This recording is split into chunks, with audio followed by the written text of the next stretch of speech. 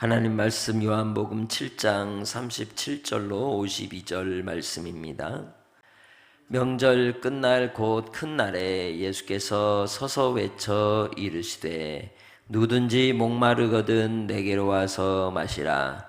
나를 믿는 자는 성경의 이름과 같이 그 배에서 생수의 강이 흘러나오리라 하시니 이는 그를 믿는 자들이 받을 성령을 가리켜 말씀하신 것이라.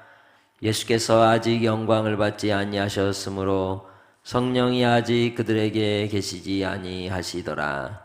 이 말씀을 들은 무리 중에서 어떤 사람은 이 사람이 참으로 그 선지자라 하며 어떤 사람은 그리스도라 하며 어떤 이들은 그리스도가 어찌 갈릴리에서 나오겠느냐.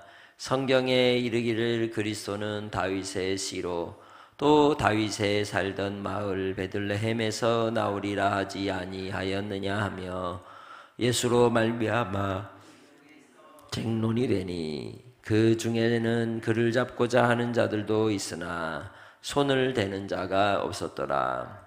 아래 사람들이 대제사장들과 바리새인들에게로 오니 그들이 묻되 어찌하여 잡아오지 아니하였느냐. 아래 사람들이 대답하되 그 사람이 말하는 것처럼 말한 사람은 이때까지 없었나이다 하니 바리새인들이 대답하되 너희도 미혹되었느냐. 당국자들이나 바리새인 중에 그를 믿는 자가 있느냐. 율법을 알지 못하는 이 무리는 저주를 받은 자로다.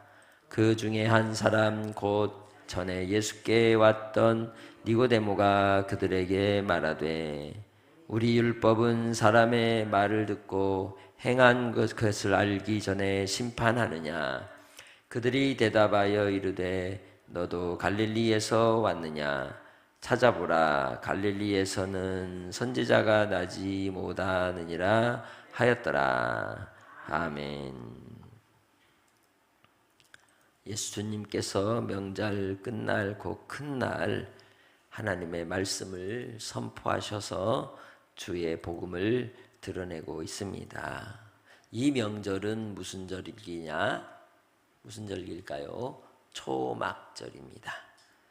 가을 추수, 우리로 하면 가을 추수의 때와 같이 모든 곡식을 거두어 드리고 지키는 절기죠.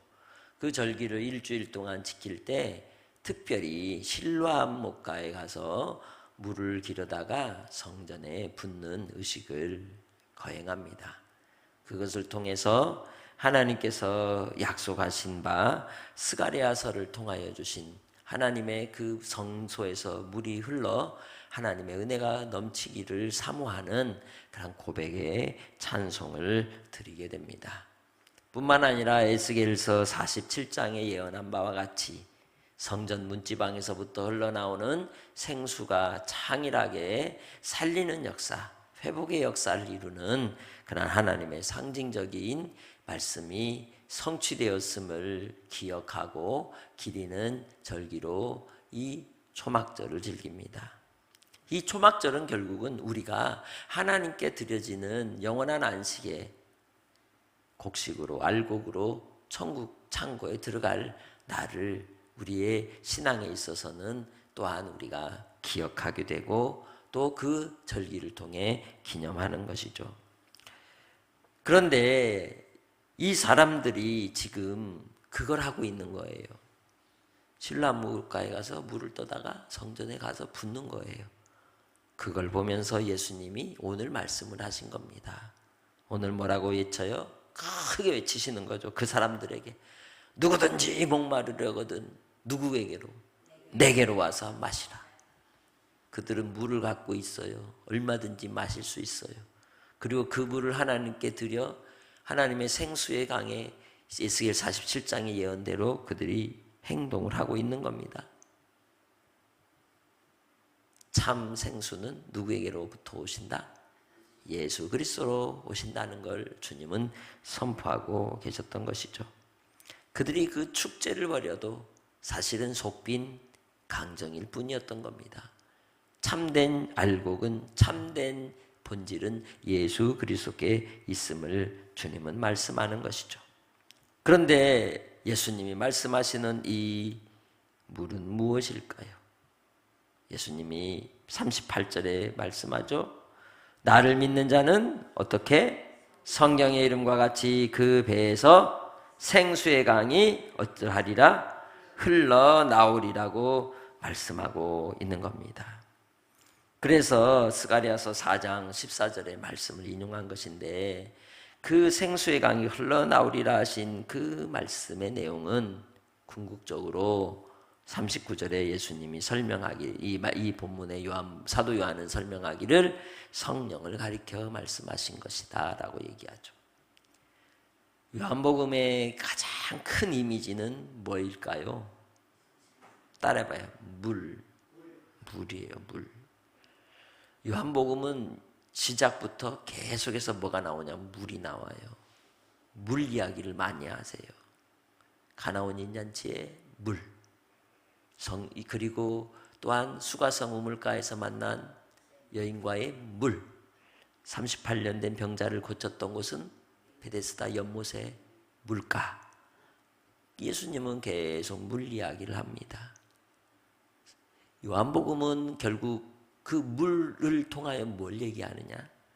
영생을 얻은 자에겐 생수가 흘러넘치는데 그 생수는 뭐냐? 성령이다. 요한복음 3장에 니고데모가 예수님을 만났을 때 예수님이 물과 성령으로 나지 아니하면 하나님의 나라를 볼 수 없다 그랬죠. 그런데 이 히브리어의 특징은 뭐냐? 물과 성령이지만 물 곧 성령이라는 의미로도 해석이 됩니다. 그러니까 물은 뭐다? 곧 성령님을 말씀한다는 거예요. 우리가 어떻게 거듭납니까?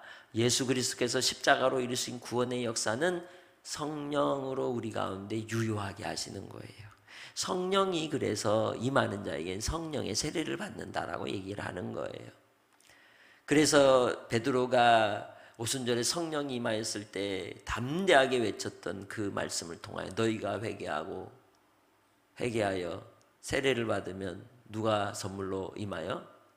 성령을 선물로 주신다고 하셨죠. 그 성령이 바로 샘물이 되며 생수이신 것입니다.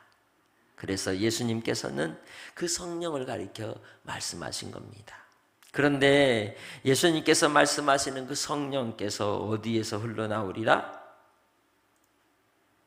어디에서? 그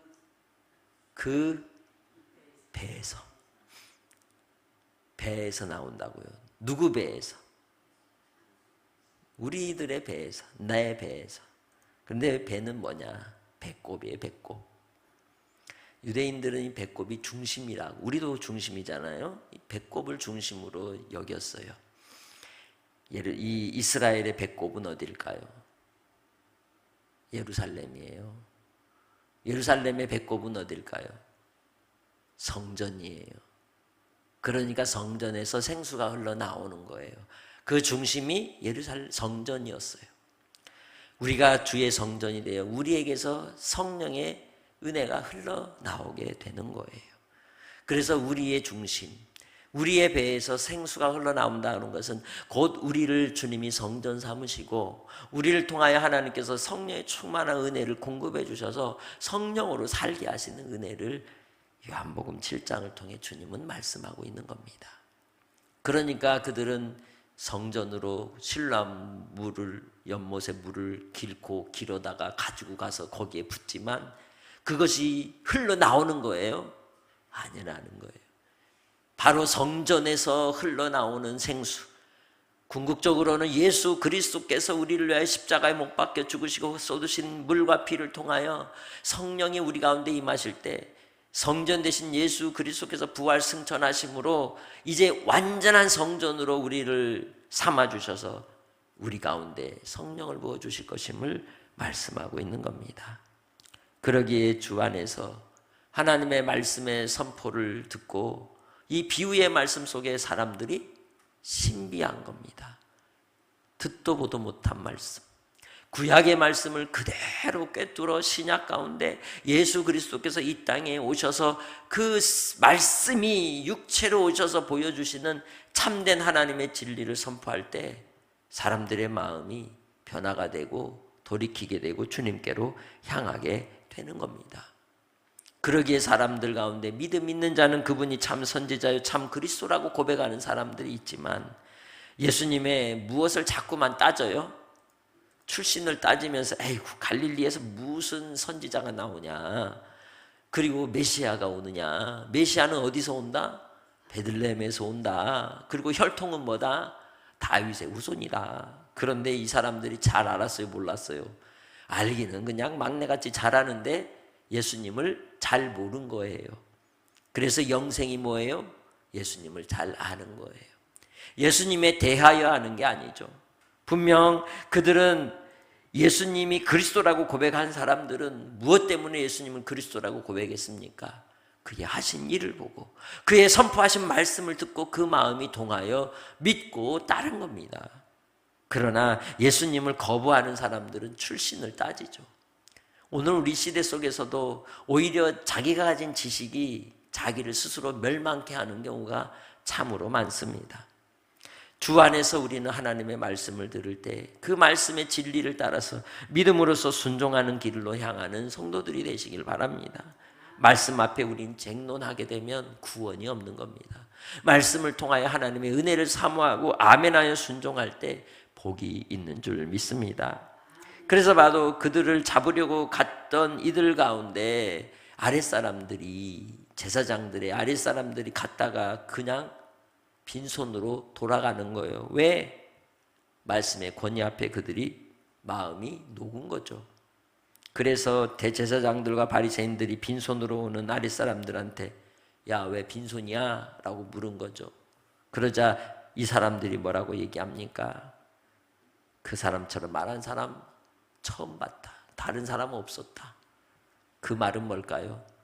대제사장들도 서기관들도 율법사들도 그 사람하고 비교할 게 안 된다는 거예요. 아무리 아랫사람이라 할지라도 그 사람들이 율법사들이나 대제사장들이 하는 말을, 제사장들이 하는 말을 안 들었겠습니까? 그런데 전혀 다르더라는 거죠. 하나님의 선포된 말씀이 살아 역사하심을 그들은 보고 온 겁니다. 믿음은 어디에서 납니까? 율법에서 나나요? 그렇지 않아요. 주 예수 그리스도의 구원의 복음으로 말미암는 겁니다. 복음이 능력인 겁니다. 그들은 복음을 들었던 겁니다.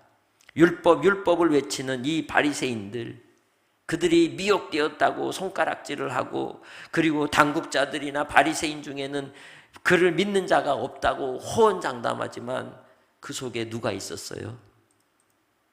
누구? 니고데모가 있었어요. 당국자 가운데 니고데모는 뭐 하였어요? 예수님을 믿고 혼자 조용히 숨어 있었던 거예요. 그러나 말하지는 못하는 거죠. 그런데 49절을 통하여 이 바리새인들, 그들은 뭐라고 얘기합니까? 율법을 알지 못하는 이 무리는 저주를 받은 자다. 한마디로 너희들은 우리하고 달라. 그런 특권 의식을 가진 자들에겐 구원이 임할 수 없는 거예요. 자기가 뭔가를 안다고 하는 사람은 사실 아무것도 모르는 사람입니다. 그래서 율법을 알지 못하는 이 무리는 결국 자기 자신들을 정죄하는 겁니다. 우리가 안다라고 할 때 그것이 오히려 내가 모른다는 걸 정죄하고 있는 판단이 될 수 있다는 걸 주의해야 하는 겁니다. 그래서 우리는 주님 앞에 항상 뭐 해야 돼요? 아멘, 아멘 하는 겁니다. 겸손함으로 주님께 나아가는 삶이 되기를 소망합니다. 우리의 안다 하는 것이 하나님 앞에 우리의 심판의 도구가 될 수 있고 징계의 이유가 될 수 있다는 걸 알고 겸손히 주님만 바라보는 은혜가 있으시기를 주님의 이름으로 축복합니다. 그래서 이들이 하는 모습을 보면 지금 이 말을 할 때 점잖게 말했을까요? 율법을 알지 못하는 이 무리는 저주를 받을지로다 이랬을까요? 분노하면서 얘기했겠죠?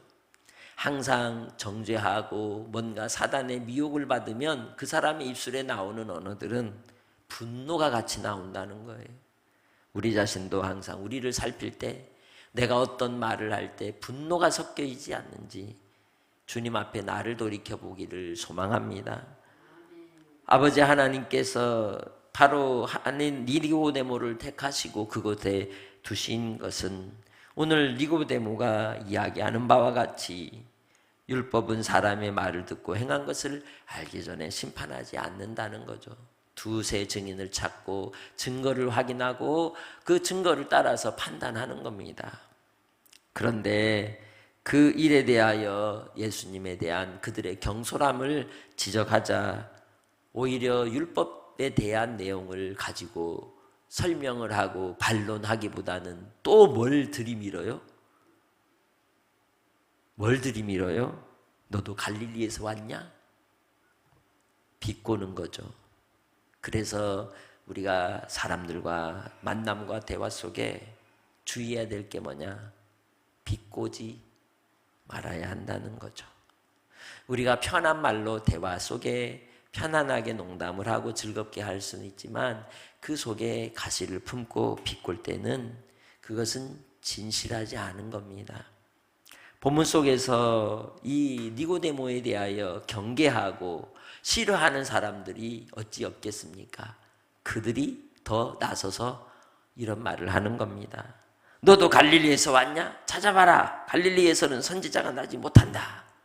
단정지어 이야기하지만 니고데모는 주님을 만나보았기에 너희들은 몰라 라고 이야기하는 겁니다.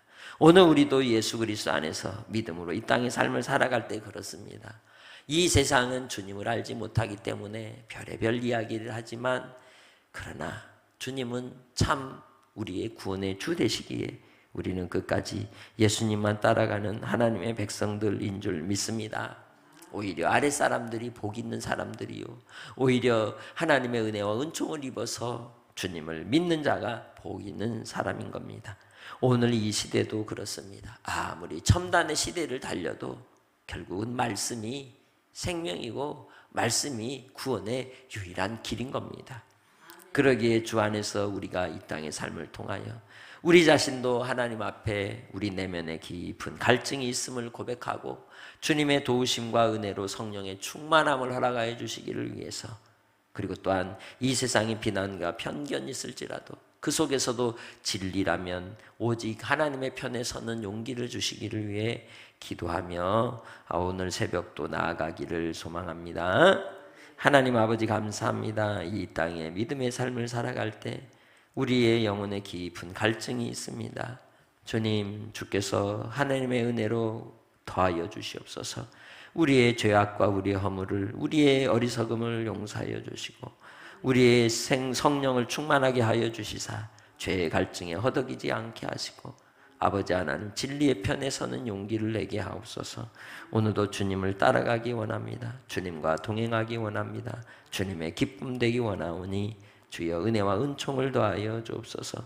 겸손히 주님만 바라보고 나아가기 원하오니 성령으로 역사하여 주옵소서. 오늘도 사랑하는 믿음의 식구들 붙잡아 주시고 병원에서 투병하고 있는 우리 식구들 강건하게 하시고 수술 중에 또 치료 중에 회복의 역사로 주께서 역사하여 주옵소서. 아버지 하나님, 사랑하는 믿음의 식구들 여러 가지 형편과 어려움 가운데 있는 심령들도 주께서 붙잡아 주시사 강건하게 하시고 담대하게 하시고 아버지 하나님 승리의 깃발을 올릴 수 있는 심령들이 되도록 도와주시옵소서. 감사 영광 돌리오며 예수님의 이름으로 기도합니다. 아멘.